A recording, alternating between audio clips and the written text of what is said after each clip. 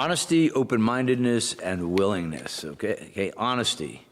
Happy with my life, happy with my finances, happy with my education, wherever that is right now, happy in my relationship, happy with my children. Am I where I want to be? If not, then we need to do a self-honesty assessment. Also, we have to be honest in all we do. We have to be open-minded. Are we open-minded to new ideas? Now remember, that inner voice is always based on suggestions. We're never going to tell you what to do. Try to stay away from opinions and advice. Give you the lesson based on experience, strength, and hope. Let me give you an example of what that means. 5,000 years ago, if you go back to the Maya Indians, and that's where inner voice starts, along with a broad base of looking at all the dogma and all the spiritual beliefs, all the business beliefs. And if you go back to the Maya Indians, they had financial problems 5,000 years ago. They had rebellious children. They had bankruptcies, their version of what a bankruptcy would be today. They had divorces.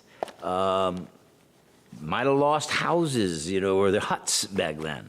So in other words, if we carry that forward and we really think about it, things have not changed from then to today too much. Now we have computers and we have technology, we have iPhones and cars, but we still deal with those very same age-old problems.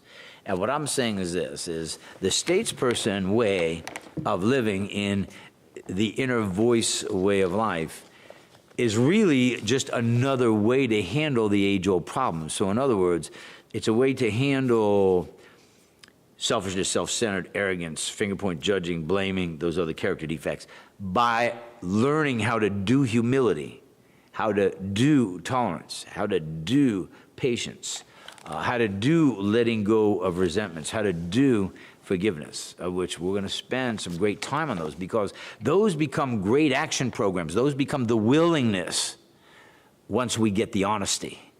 The willingness is to do those things. Let me just give you a quick example. For me, when I got out to Hawaii and I saw these life coaches, and there was something about them. There was, today I'll know it, I know it as a humility.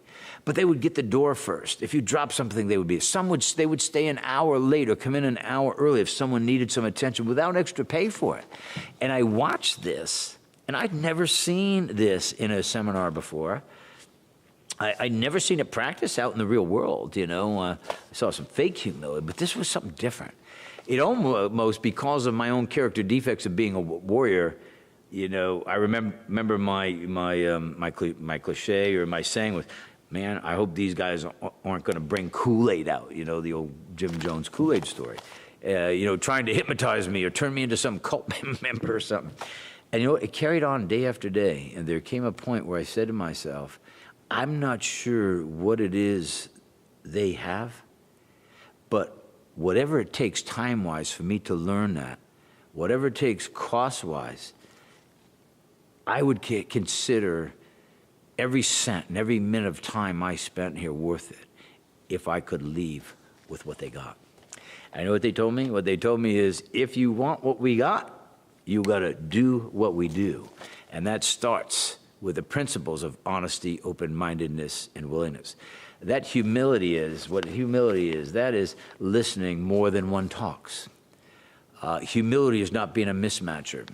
Humility is opening the door for somebody. Humility is going the speed limit, even when you don't want to.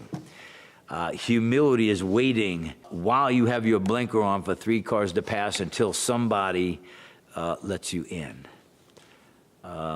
Humility, the epitome of humility, is sharing inner voice principles and strategies. I've shared them for 5 years, all at my own expense and my own time, because every time I share this type of information with you, I heal myself. If you look at the military, every branch of our military service, their motto is no person left behind.